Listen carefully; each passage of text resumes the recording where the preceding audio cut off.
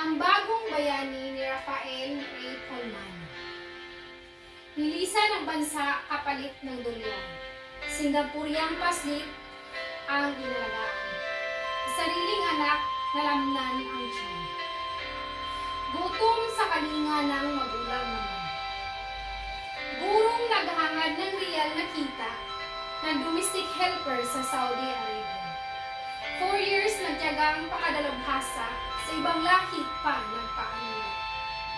Dating chief engineer sa sariling nasyon, sa abroad nag-apply, karpenterong mason.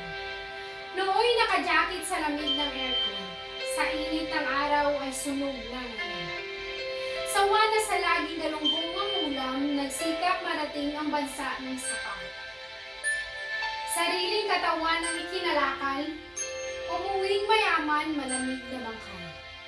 Nagtiis maglayo iyang bagong kasal, upang pag-ipunan ang kinabukasan. Masakit ng birong pag-uwi ng bahay na huli ng kabiyak may iba ng mahal. Sila ang overseas contract workers natin. Masipag, marangal at mapangarapin. Kahit may panganib, ayaw magpapigil. Ligalo'y legal, bansay lilisan. Gobyernong kailangan ng foreign currency, passport, POEA, at itsiterang fee.